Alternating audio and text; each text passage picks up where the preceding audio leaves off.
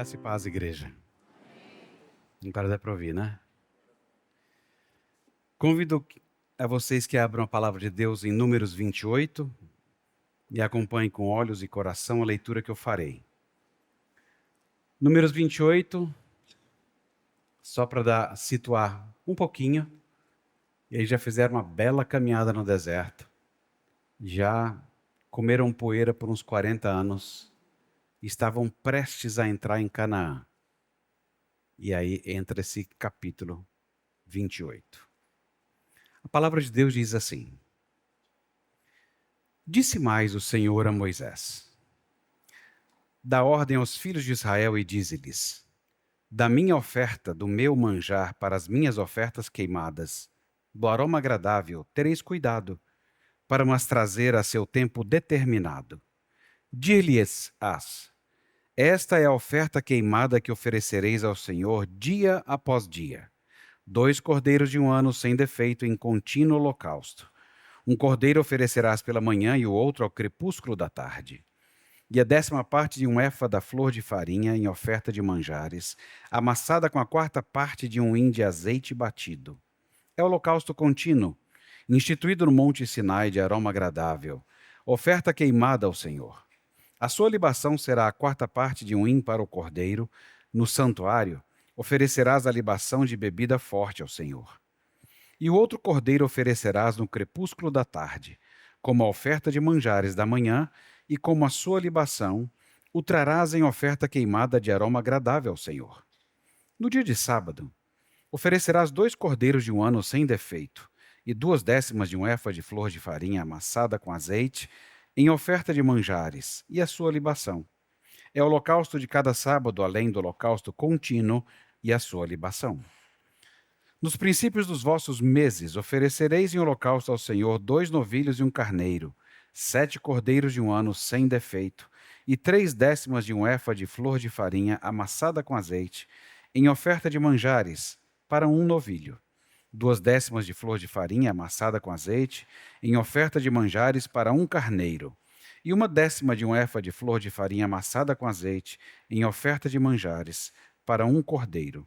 É holocausto de aroma agradável, oferta queimada ao Senhor. As suas libações serão a metade de 1 hin de vinho para 1 novilho, e a 1/3 parte de 1 hin para 1 carneiro, e a 4ª parte de 1 hin para 1 cordeiro.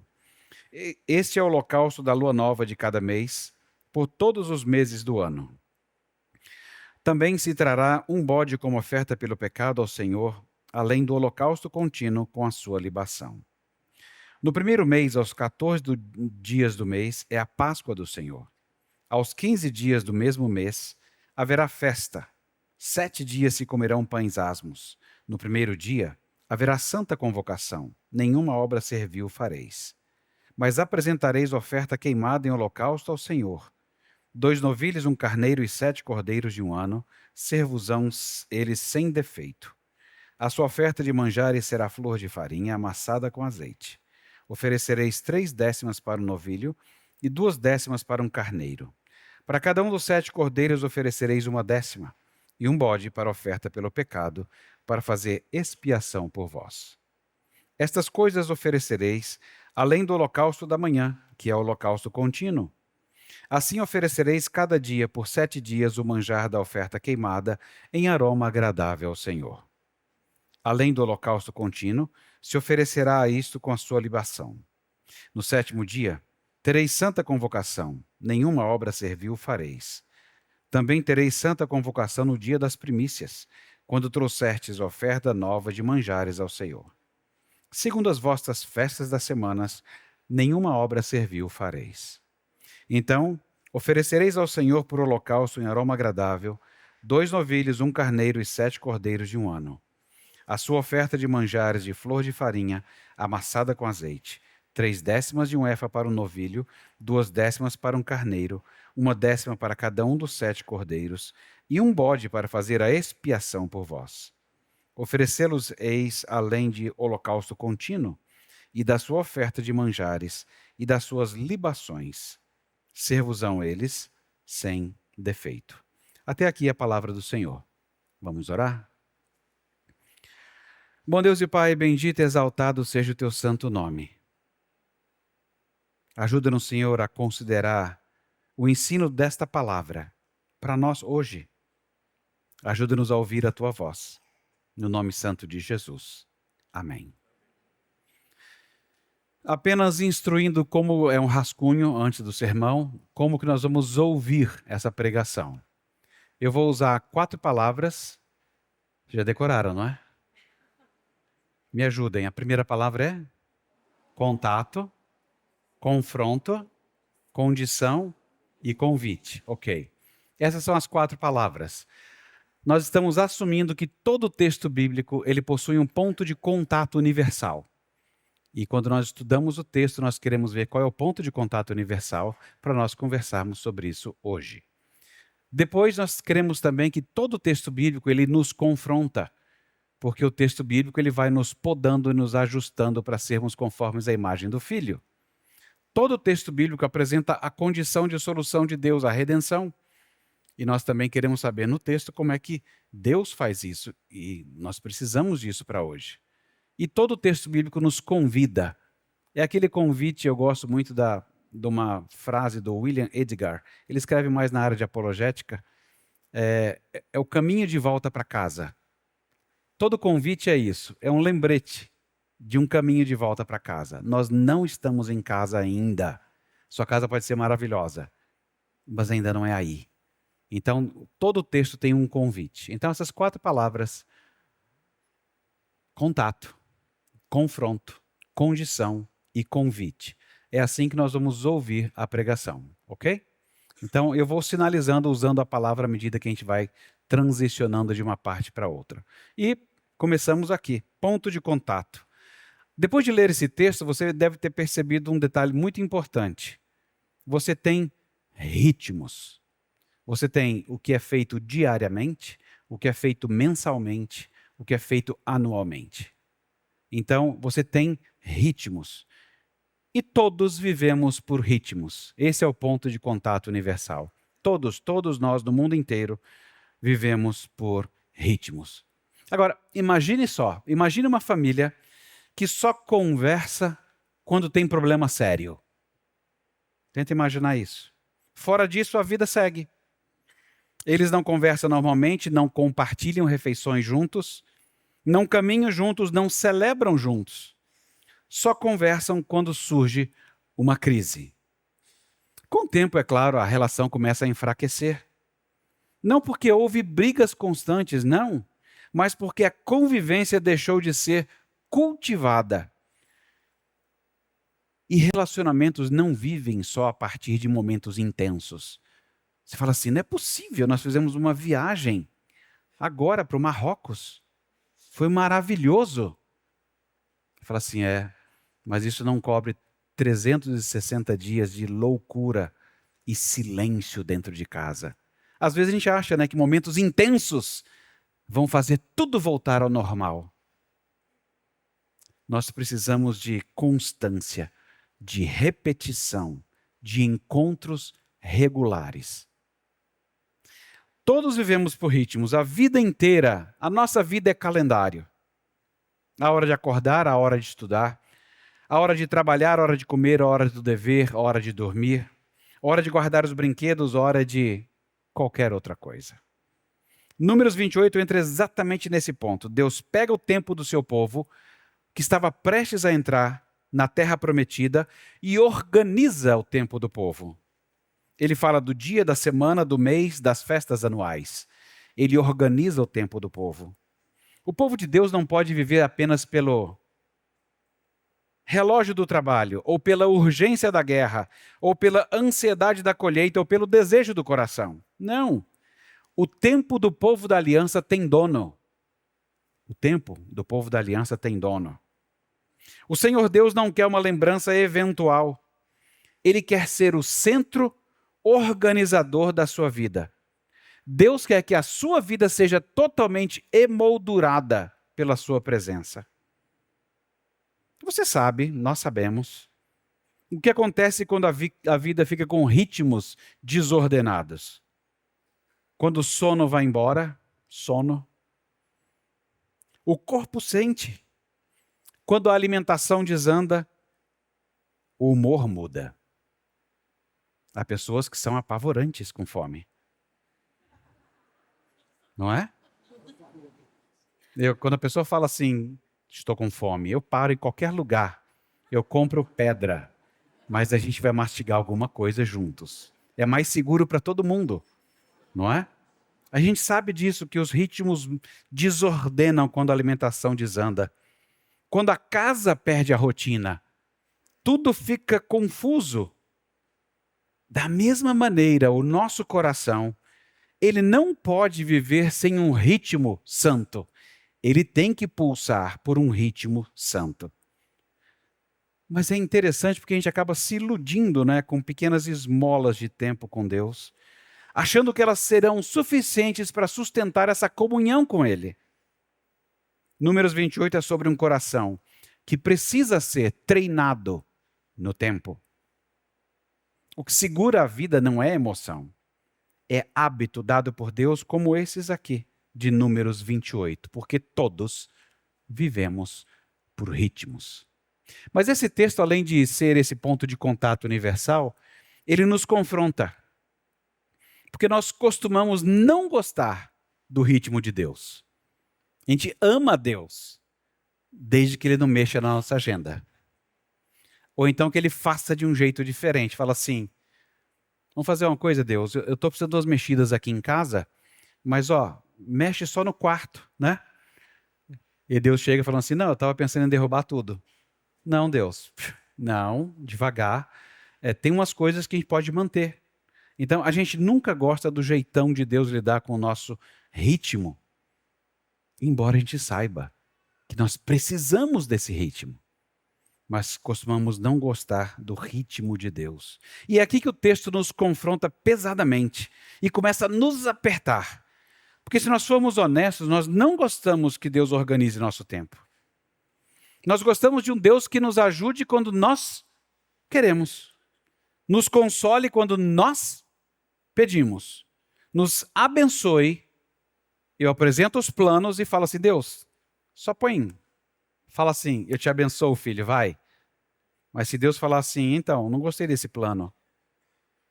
Aí você fala assim, não, Deus, eu pensei, eu orei, eu jejuei. A gente sempre gosta de colocar essas coisas como se fosse muito pesado, né? Eu jejuei uma semana, ou eu orei o ano inteiro. E aí você fala assim, então, Deus, é só selar. E ele fala assim, não. Nós não queremos ser reeducados por inteiro. Nós queremos espiritualidade espontânea, mas nós não queremos essa obediência ritmada, que é o que ele está colocando no número 28. Uma obediência ritmada. Nós queremos intensidade, mas não regularidade. Nós queremos festa, mas não gostamos de disciplina. A gente quer consolo, mas não quer muito altar. A gente quer desfrutar de pessoas, mas não gosta de pensar nos compromissos da aliança. As pessoas se usariam menos se pensassem nos compromissos da aliança. Pensariam melhor. A gente acaba querendo até bênção, sem expiação. Nós queremos a aparência de bons corpos, sem domínio próprio. Números 28, ele dá ritmo e confronta as nossas propostas. O texto começa com tudo feito a seu tempo. O texto instrui sobre o regular, sobre a oferta totalmente queimada de modo contínuo. Isso significa que Deus não quer um relacionamento baseado em grandes momentos. É o contínuo. Israel teria Páscoa anual, teria festa, teria memória da libertação anual, teria a festa dos primeiros frutos da colheita no texto, mas nada disso substituiria o contínuo. Porque o extraordinário, ele não anula o que deve acontecer ordinariamente. Isso nos confronta porque, às vezes, você se acostuma a viver de pico em pico. Nós somos uns drogados. A gente pode não estar cachimbando uma pedra. Mas espiritualmente você fica de pico em pico. Alguém que mova. Uma música que te mova, um encontro que te mova, o encontro disso, o encontro daquilo, quando você precisa do ordinário com Deus. A rotina do ordinário, para quem vive de pico em pico, parece um tédio. Porque fica atrás da última atualização, da última ferramenta que surgiu, da última palavra que disseram. E o confronto fica ainda mais forte. Porque o capítulo não trata só da agenda. Trata também do pecado. Mesmo nos dias de festa, havia oferta pelo pecado para fazer expiação. Eu sei que o que a gente faria, se tivesse um dia de festa, fala assim, pastor, faz uma oração de confissão de pecado aí. Amiga, festa. Ei, só é que nem Pedro, né? Pedro, sempre Pedro, falando assim, Jesus falando, eu vim para morrer. Jesus, vou falar de aniversário, falar de vida, para cima. Não, eu vim para morrer. Então, a gente é mais desse tipo, né? Falar de pecado, cara, em plena festa. Cara, não fui eu que inventou isso. Deus falou, nós precisamos disso. Mesmo nos dias de festa, havia oferta pelo pecado, para fazer expiação. E isso destrói uma outra ilusão nossa, a ilusão que basta um clima espiritual gostosinho e está tudo bem. O povo podia se reunir, descansar do trabalho, celebrar o êxodo, trazer primícias, e ainda assim precisava de expiação. E por quê? Porque o problema mais profundo do ser humano não é a falta de organização, é culpa diante de Deus. O nosso coração não precisa só de uma rotina melhor. E nosso coração não precisa só ter uma aparência de uma espiritualidade melhor. Nós precisamos de reconciliação com Deus. Você já pensou, os nossos aniversários podiam ser diferentes. Vamos começar com os aniversários de criança, que só tem festa. A gente podia incluir, olha só a ideia, hein? Pais, adotem, vai ser muito lindo isso aqui. Imagina um aniversário que inclua a confissão de pecado e reconhecimento de que aquele é um momento de pura graça de Deus. Ia ser lindo, não ia? Para a música um pouquinho. Pessoal, vamos reunir aqui. A gente quer fazer uma oração, confessar os nossos pecados, dizer que é por pura graça que nós chegamos até onde chegamos. Parece que não combina com o aniversário, né? Assim, a gente fala isso outro dia, na igreja, sei lá. Não faz parte. Fala assim, não faz parte para quem, cara pálida? Faz parte para o povo de Deus. Números 28 nos mostra que estamos diante de um Deus santo. E nós não podemos simplesmente entrar em sua presença como se não houvesse nada de errado. É festa, Deus. Não dá para entrar diante de Deus assim.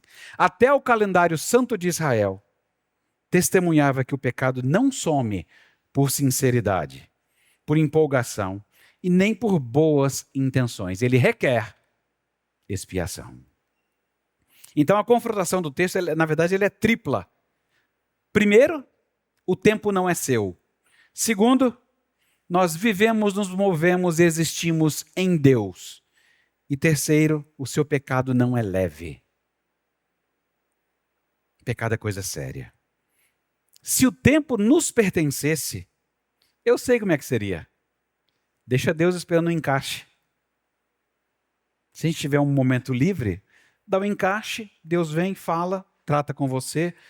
Mas se você fosse o Senhor do tempo, eu temo que é isso que aconteceria. Se a vida diante de Deus não for real 24/7, a gente está trabalhando só na camada da superfície, só na nossa imagem. Se você deixar o assunto de pecado de fora, logo, logo, logo a cruz será algo opcional. Opcional.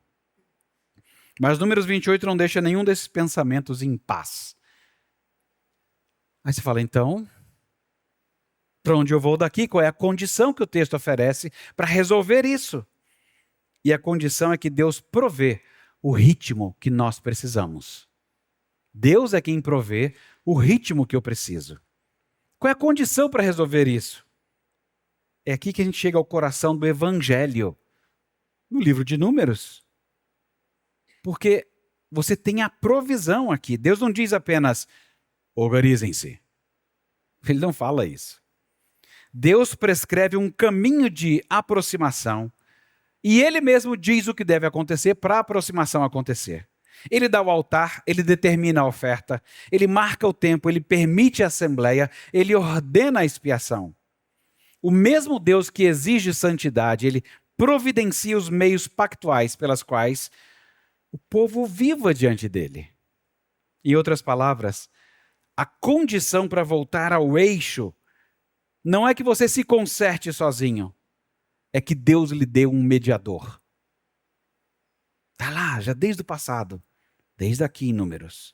É aqui que o Novo Testamento nos toma pela mão. Na carta aos Hebreus nós lemos que essas celebrações de Números 28, elas eram sombra. Cristo é a realidade. O sangue de bodes e touros não pode levar a obra até ao fim. Mas Cristo, ele podia e fez e a consumou. Na carta aos Efésios aprendemos que Cristo, ele se entregou pelos nossos pecados. Ele se entregou para morrer em nosso lugar. É aqui no Novo Testamento que nós aprendemos que o sacrifício de aroma agradável a Deus foi oferecido. Paulo diz que Cristo é a nossa Páscoa e ele foi sacrificado. Então o que Números 28 fazia diariamente, semanalmente, mensalmente e nas festas anuais, Cristo cumpre de modo pleno, final e eficaz. O nosso texto está nas planícies de Moabe ainda, antes de entrar em Canaã. Mas o seu ensino não termina ali. O texto corre para o Calvário. É por isso que toda pregação da palavra desemboca na mesa da Eucaristia. E há muita beleza nisso. O povo de Deus, naquela época, precisava de repetição. E o sistema era pedagógico. E era provisório. Mas a pedagogia, ela continua. Não da repetição do sacrifício de Cristo, mas do memorial de que ele foi feito definitivamente por Cristo. E agora é aplicado a nós. Em Cristo nós temos o que todo o capítulo 28 anunciava: acesso verdadeiro, perdão real, consciência purificada, culto aceito. E nós precisamos dessa rotina. Não é uma assim, eu vou lá cultuar a Deus, ou quando a gente costuma dizer, vou assistir o culto. Não preciso de você não. Assistente, ouvidor de culto, não.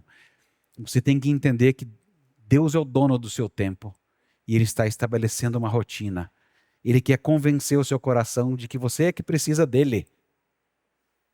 E então você não consegue viver sem cultuá-lo. Nós não voltamos aqui semanalmente para cultuar a Deus porque nós conseguimos colocar ordem na vida. Nós voltamos aqui semanalmente porque houve um sangue melhor derramado em nosso favor. Não é nem por isso, né? Porque a minha vida...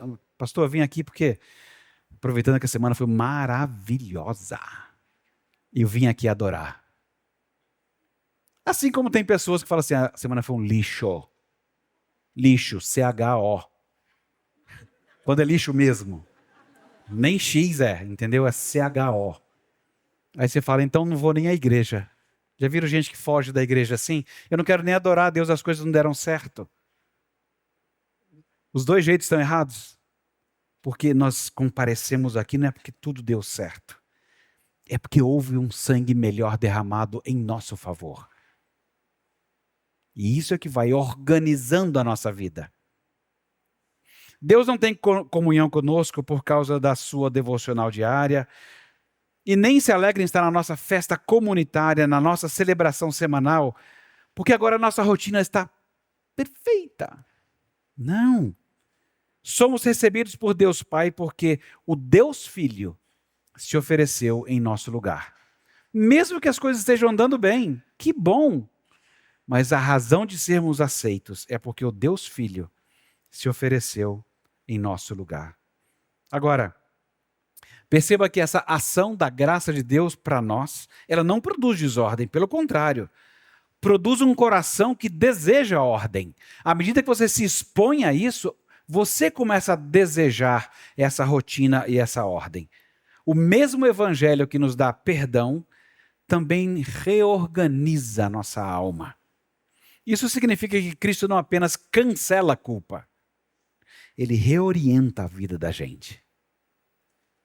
Você deixa de fazer, você faz outra coisa, você muda.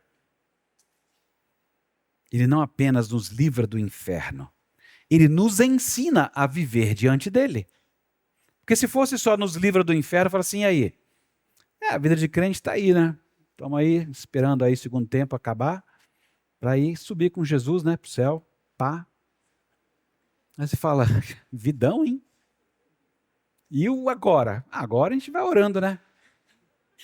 Fala assim, mas tem um negocinho assim, não vai fazer nada? Orar mais, né? É tudo esforço a mais, sem a apreciação do que ele faz e do que ele reorganiza na vida da gente. Ouçam bem, crentes. Crentes pequenos e grandes. Jesus não veio aqui para te ajudar a melhorar ou para você ter a melhor versão de si mesmo. Eu gosto dessa frase. Horrível. Você ter a melhor versão de você, o que é isso? Ele veio te reconciliar com Deus e refazer a direção da sua vida. Ele veio fazer isso. Sem isso, você continua tentando montar sozinho a vida que só ele sabe organizar. E a gente é mestre nisso. Fala assim, Deus, dá só um tempo, senta um pouquinho aqui, eu vou mexer na minha agenda, vou dar uma reorganizada. Aí o senhor entra com tudo, pá! Você fala assim, então, não, você não consegue. Você não dá conta de um demônio mirim.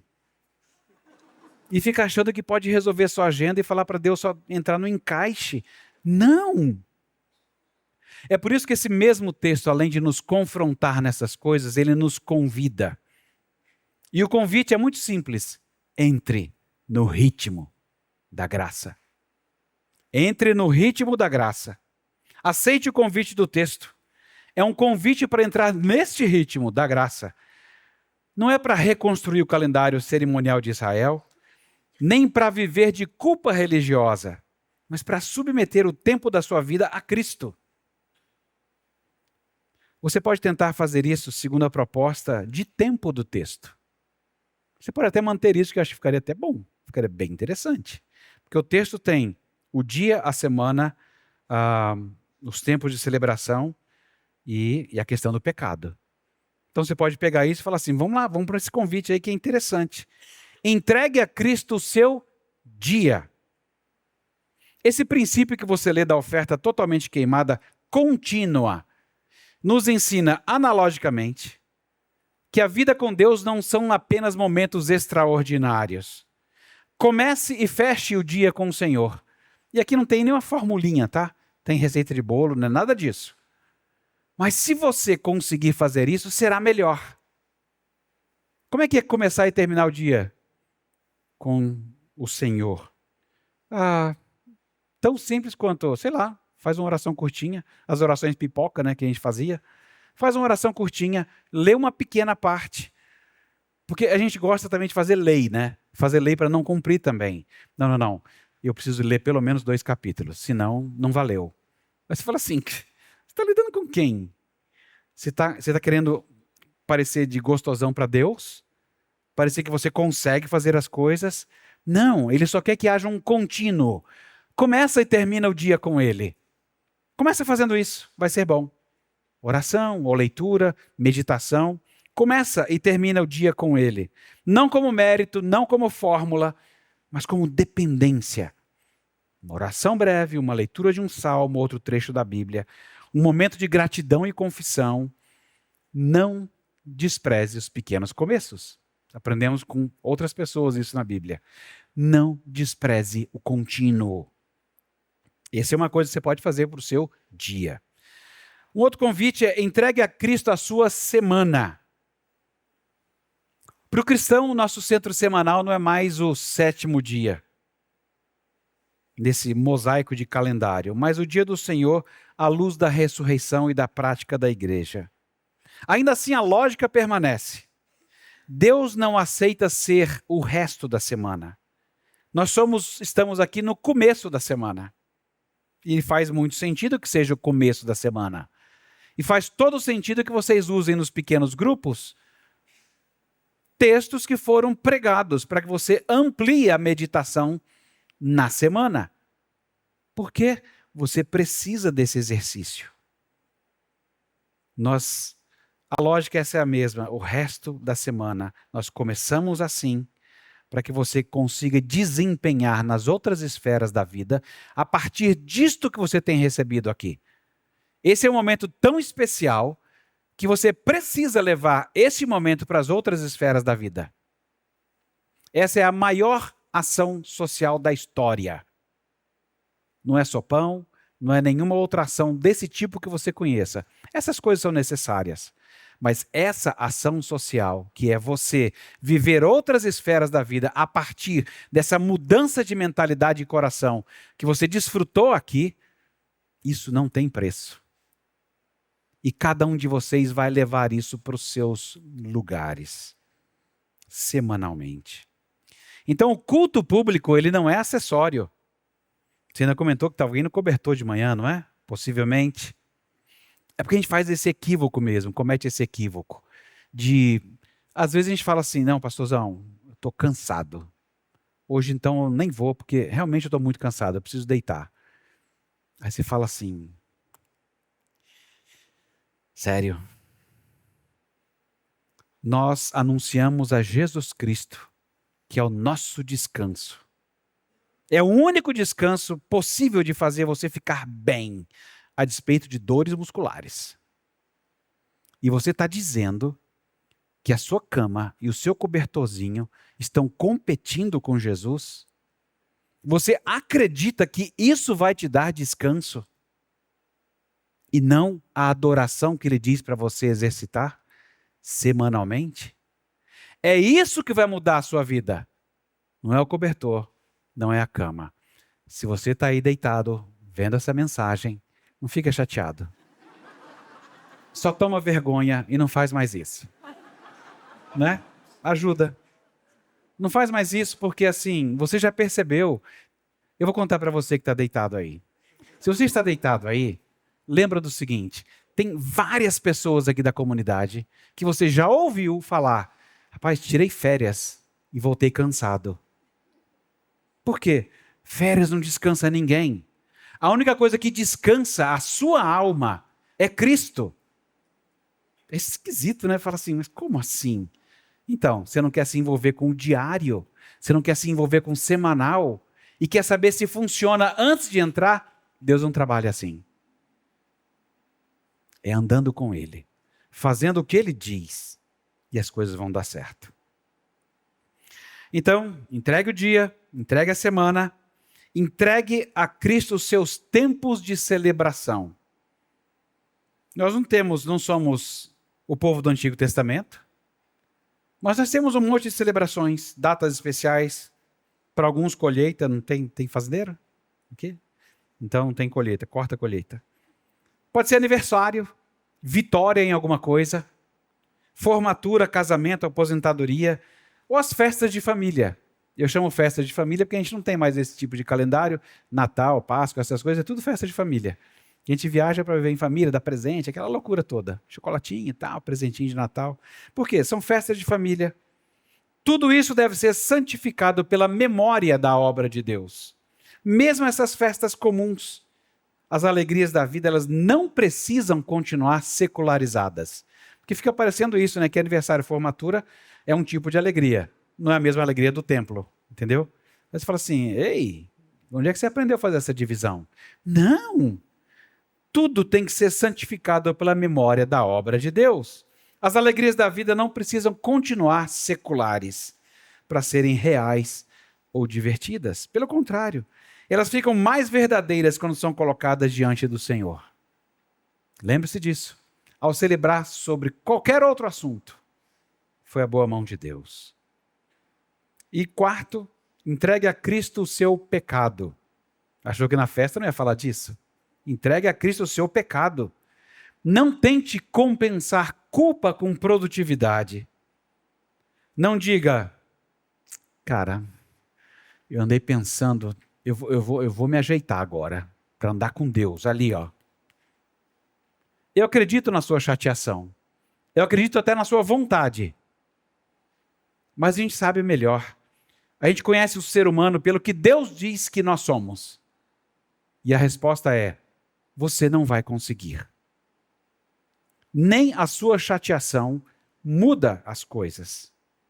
Números 28 já nos ensinou que até os dias santos precisam de expiação. Então, vá até Jesus Cristo com uma confissão real, verdadeira. Ele é a condição, não você. Ele é a condição. Só abre o jogo e fala a verdade com ele. Fala, Deus, eu não tenho tido prazer em me reunir semanalmente. Eu vou para o pessoal da igreja parar de ficar me perguntando onde é que você está. Mas eu mesmo não estou com muita vontade. E que bom que você vai contra a sua vontade e vem. É a melhor coisa que você faz na sua vida. Mas apenas seja honesto com Deus e peça para Ele restaurar a alegria da sua salvação. O convite final é simples e profundo. Deixe Cristo tomar conta do seu tempo, porque só Ele resolveu o seu pecado. O Deus de Números 28 aqui reivindica o povo inteiro. E hoje Ele nos recebe como seus filhos, por causa do sacrifício perfeito de Jesus Cristo. O aroma agradável, a nossa verdadeira Páscoa. Então não fuja desse senhorio.